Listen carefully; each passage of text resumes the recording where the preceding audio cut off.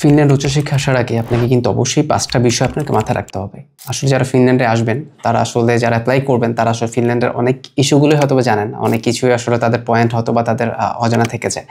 তো আজকে ভিডিওতে আমি আপনার সাথে এরকম 5টা পয়েন্ট আপনার সাথে শেয়ার করব, যেগুলো ফিনল্যান্ডে আসার আগে অবশ্যই আপনাদের জেনে আসা উচিত এবং ফিনল্যান্ডে অ্যাপ্লাই করার আগে কিংবা ফিনল্যান্ড ডিসিশন নেওয়ার আগে এই 5টা জিনিস আপনাকে অবশ্যই মাথায় রাখতে হবে।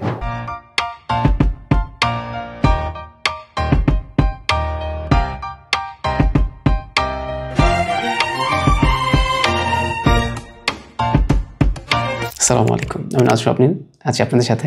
আজকে আপনাদের সাথে এরকম 5টা বিষয় নিয়ে আলোচনা করব, যেই 5টা বিষয় আপনার ফিনল্যান্ডে আসার আগে, অ্যাপ্লিকেশন করার আগে আপনাদের অবশ্যই জেনে নেওয়া উচিত। কারণ ফিনল্যান্ডে আমরা যারা থাকি, তারা আসলে ফিনল্যান্ডে কিছু সিচুয়েশন রয়েছে যে জিনিসগুলো আসলে আপনার আসার আগে আপনাকে জেনে আসা উচিত, কিংবা অ্যাপ্লিকেশন করার আগে আপনার ডিসিশন নেওয়ার আগে জানা উচিত। কারণ আমরা বিভিন্ন ধরনের আসলে ফিনল্যান্ডের সিচুয়েশন নিয়ে কথা বলি, ফিনল্যান্ডের পজিটিভ সাইড নিয়ে কথা বলি। তো আজকে কিছু নেগেটিভ সাইড নিয়ে কথা বলবো, প্লাস এর মধ্যে কিছু পজিটিভও রয়েছে। জাস্ট হচ্ছে আপনাদের ইনফর্ম করার জন্য আসলে যে জিনিসগুলো আপনাদের আসলে অ্যাপ্লিকেশন করার আগে কিংবা ফিনল্যান্ডে ডিসিশন নেওয়ার আগে এই জিনিসগুলো অবশ্যই মাথায় রাখতে হবে। প্রথমে যদি আসি, সেটা হচ্ছে ফিনল্যান্ডের লিভিং এক্সপেন্স। অনেকে আসলে বলে থাকেন যে ফিনল্যান্ড অনেক সুখী দেশ, বাট ফিনল্যান্ডের অনেক কস্টিং, অনেক লিভিং এক্সপেন্স অনেক বেশি। বাট এখানে আসলে সিচুয়েশনটা একটু ডিফারেন্ট। এখানে আসলে লিভিং এক্সপেন্স অনেক কম বা অনেক বেশি, সেটার সাথে আসলে কম্পেয়ার করাটা টাফ। বাট আপনি যদি এটা বাংলাদেশের সাথে কম্পেয়ার করেন যে ফিনল্যান্ডের লিভিং এক্সপেন্স, তাহলে অবশ্যই আপনার কাছে এক্সপেন্সিভ মনে হবে। কিন্তু এখানে আসলে বাংলাদেশের লিভিং এক্সপেন্সের সাথে এটা কম্পেয়ার করা একটা বোকামি হবে, কারণ আমাদের দেশের ইনকামের সাথে কিন্তু ফিনল্যান্ডের ইনকামটা অনেক পার্থক্য রয়েছে। তো যে দেশে আসলে ইনকাম বেশি হবে, সেই দেশের এক্সপেন্সও বেশি হবে। প্রায়শই আমার অনেক সাথে দেখা হয়, তারা বলে যে ফিনল্যান্ড অনেক এক্সপেন্সিভ, অনেক টাকা দাম। 1 কেজি করলার দাম হচ্ছে 1000 টাকা, 1 কেজি কলার দাম হচ্ছে আপনার 300 টাকা, 250 টাকা। তো এই জিনিসটা যদি আসলে আমরা দেশের সাথে টাকাতে যখন কম্পেয়ার করবেন, তখন আপনার কাছে খুব এক্সপেন্সিভ মনে হবে।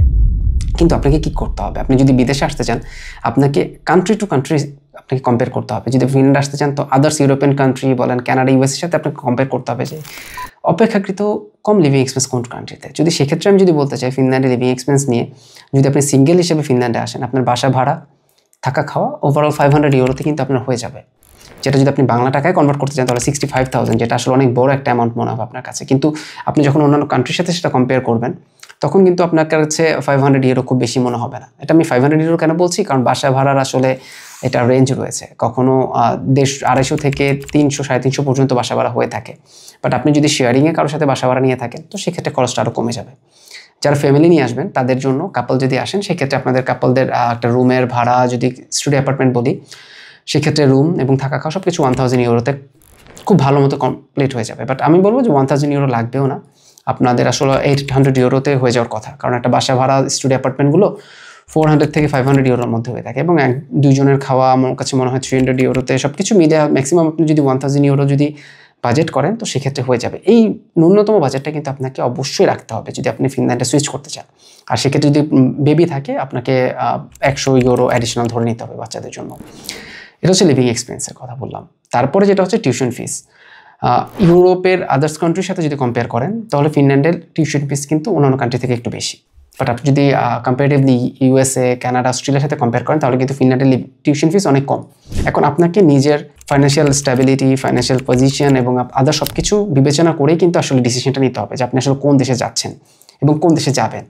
এখন আপনি যদি বাংলাদেশের সাথে চিন্তা করেন যে বাংলাদেশে একটা টপ ক্লাস প্রাইভেট ইউনিভার্সিটিতে পড়তে 10 লাখ টাকা লাগে, তো সেটার সাথে কম্পেয়ার করলে আসলে বোকামি হবে। আপনাকে চিন্তা করতে হবে আদার্স কান্ট্রির পার্সপেক্টিভে। টিউশন ফিস যদি আমি বলি, তো ফিনল্যান্ডে কিন্তু উইদাউট স্কলারশিপ কিন্তু মিনিমাম 8000 ইউরো থেকে 12,000 ইউরো পর্যন্ত অন অ্যাভারেজ টিউশন ফিস থাকে, সেটা 1 বছরের জন্য। এবং মাস্টার্সের ক্ষেত্রে, সবগুলোর ক্ষেত্রে কিন্তু সেকেন্ড ইয়ার থেকে আপনার একটা ক্রেডিট কমপ্লিট করলে 50% স্কলারশিপ পাওয়া যায়, যেটা অনেক বড় অ্যাডভান্টেজ। সেটা 2025 অক্টোবর থেকে থাকবে কিনা সেটা নিয়ে একটা কনফিউশন রয়েছে, যেহেতু প্রস্তাবনা উত্থাপিত হয়েছে যেটা আসলে স্কলারশিপটা কমানো হবে। বাট এখনও কিন্তু জানুয়ারি 25 এবং সেপ্টেম্বর 25 যারা অ্যাপ্লাই করবেন, তারা কিন্তু স্কলারশিপ পাবেন। তো যদি আমি স্কলারশিপ আপনি না পান, সেক্ষেত্রে কিন্তু আপনাকে 8,000 থেকে 12,000 ইউরো পর্যন্ত আপনাকে কস্টিং বেয়ার করতে হবে। এবং সেটা নিয়ে যদি আপনি 2 বছরের মাস্টার্সের কথা চিন্তা করেন, সেক্ষেত্রে আপনাকে কিন্তু 20 লক্ষ টাকা আসলে টিউশন ফিসের জন্য ধরতে হবে, যেটা আদার্স ইউরোপিয়ান কান্ট্রি থেকে একটু expensive, but comparatively USA, Canada, অস্ট্রেলিয়ার থেকে অনেক কম। তো এটা একটা বড় সাইড আপনাকে ফিনল্যান্ডকে চুজ করার ক্ষেত্রে। 3 নম্বর যে পয়েন্টটা, সেটা আসলে সবারই সবচেয়ে বড় যে প্রশ্ন থাকে, জব সিচুয়েশন। কারণ সবাই আসলে ট্রাই করে যে বাইরের দেশে এসে জব করে তার লিভিং এক্সপেন্স বা টিউশন ফিস বেয়ার করার কথা, বাট সেটা 2023 সালের পূর্ব পর্যন্ত ছিল। এখন যদি আপনি কোনো কান্ট্রিতে কনসিডার করেন, তো কোনো কান্ট্রিতে আমার মনে হয় না যে আপনি এখন নিজে যে কাজ করে নিজে লিভিং এক্সপেন্স বেয়ার করতে পারবেন। আজকে আমার এই ভিডিওটা বানানোর অন্যতম কারণ হচ্ছে জব সিচুয়েশনটি নিয়ে আসলে কথা বলা। কারণ অনেকেই আসলে আমাকে প্রশ্ন করেন যে ফিনল্যান্ডে যে কি লিভিং এক্সপেন্স টিউশন ফিস আমি কি বেয়ার করতে পারবো কি না। ফিনল্যান্ডের জব সিচুয়েশনে সেটা কিন্তু এখন কোয়াইট ইম্পসিবল হয়ে গেছে। কারণ আপনি যদি জব করেন বা জব পান, সেক্ষেত্রে আপনি হয়তো বা তখন ম্যানেজ করতে পারবেন, বাট আপনি এখন জব পাওয়াটাই হচ্ছে সবচেয়ে বড় চ্যালেঞ্জ। কেননা আপনার গত বছর যে 23 সালে যারা এসেছে তাদের অধিকাংশ জব পেয়ে গেলেও কিছু মানুষ কিন্তু এখনও জব পায়নি। তো এই মানুষগুলোর মধ্যে যে আপনি পড়ে যাবেন না তার কোনো ঠিক নেই। সবশেষে আসলে কিন্তু রিজিকের মালিক আল্লাহ, সেটার উপর বেস করে কিন্তু অনেক কিছু হবে। বাট আমি বলবো যে যারা আসলে ফিনল্যান্ডে আসবেন, যদি আপনার মনে হয় যে আপনার ফান্ডিং আপনার জন্য রয়েছে, যে আপনি 1 বছর লিভিং এক্সপেন্স 2 বছর টিউশন ফিস নিয়ে আসতে পারবেন, তখনই আপনি ফিনল্যান্ডের জন্য অ্যাপ্লাই করেন। বাট আপনি কারো থেকে ধার দেনা করে অ্যাপ্লাই করছেন যে ফিনল্যান্ডে যে কাজ করে দিয়ে দেবেন, যদি এরকম সিচুয়েশন হয় আমি বলবো আপনাদের ফিনল্যান্ডে অ্যাপ্লাই করা উচিত না। কারণ ফিনল্যান্ডে এসে আপনি এখন নিজেই ইনকাম করে নিজেই চলতে কষ্ট হয়ে যাবে। আপনি আরেক বাসা থেকে অথবা কারো থেকে ধার দেনা করে এসে সে টাকাটা পরিশোধ করবেন, সেটা কিন্তু এখন আরও বেশি টাফ। তো দেখা যাবে এসে আপনি অনেকটা ঝামেলায় পড়ে যাবেন। তো আমরা আসলে পজিটিভ দিকগুলো যেভাবে শেয়ার করি, নেগেটিভ জিনিসগুলো আমরা আসলে শেয়ার করতে চাই। বাট এই জন্য এই না যে আমি আপনাদেরকে ডিসকারেজ করছি। আমি ফিনল্যান্ড স্টুডেন্ট ফাইল নিয়ে কাজ করি, দ্যাট মিনস না যে আমি আপনাকে সবসময় পজিটিভই বলবো যে চলে আসেন সব কিছু পেয়ে যাবেন, তা না। আমি চাই আপনারা নিজেদের মতো করে ডিসিশন নিতে পারেন। যেটা পজিটিভ সেটা পজিটিভ হিসেবে দেখবেন, যেটা নেগেটিভ সেটা নেগেটিভ হিসেবে দেখবেন। সব কিছু ওভারঅল কানেক্ট করেই শুধুমাত্র তখনই আপনারা আসলে আপনাদের ডিসিশনটাতে যাবেন। 4 নম্বর যদি আমি পয়েন্টটা বলতে চাই, সেটা হচ্ছে পিআর এবং সিটিজেনশিপ। ফিনল্যান্ড আসার আগে অনেকেরই মেইন টার্গেট থাকে ফিনল্যান্ডে পিআর পাওয়া। বাট আপনারা এটা হয়তো জানেন যে ফিনল্যান্ডে পিআর কিন্তু রুলস চেঞ্জ হতে পারে, যেটা একটা পসিবিলিটি রয়েছে। তো সেটা আপনাকে মাথায় রেখে আসতে হবে। আপনি চিন্তা করলেন ফিনল্যান্ডে যে আমি 4 বছরে পিআর পেয়ে যাবো, বাট যদি রুলস চেঞ্জ হয়, এটা কিন্তু যে কোনো কান্ট্রির ক্ষেত্রে হতে পারে।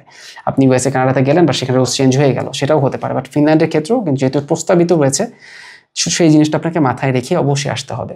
আমি সবসময় এই জিনিসগুলো শেয়ার করি, কারণ আপনি পজিটিভের সাথে নেগেটিভটা আপনার মাথায় যখন রাখবেন, যদি নেগেটিভ কিছু ঘটে যায় আপনার কাছে কিন্তু জিনিসটা ইজি হয়ে যাবে জিনিসটা কানেক্ট করতে বা মেনে নিতে। বাট যদি আপনি সব পজিটিভ চিন্তা করে আসেন, আসার পর দেখলেন যে কিছু নেগেটিভ রয়েছে, তখন কিন্তু ডিপ্রেশনে চলে যাবেন, সব কিছু নেগেটিভই মনে হবে। সেই জন্য পজিটিভের সাথে নেগেটিভ জিনিসগুলো মেনে আসবেন।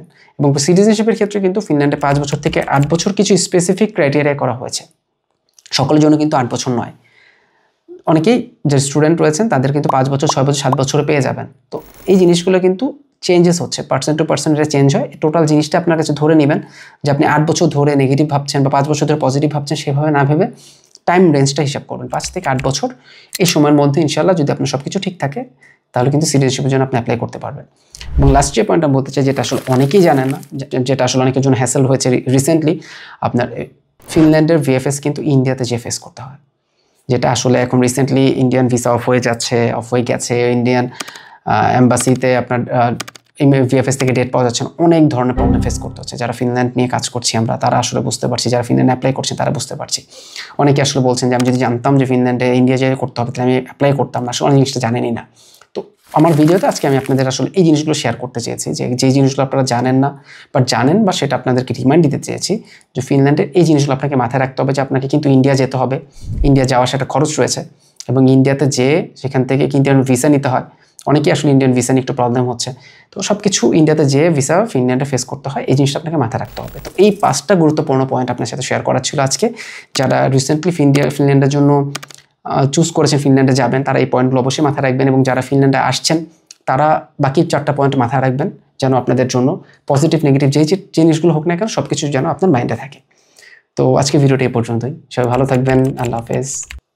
আসসালামু আলাইকুম।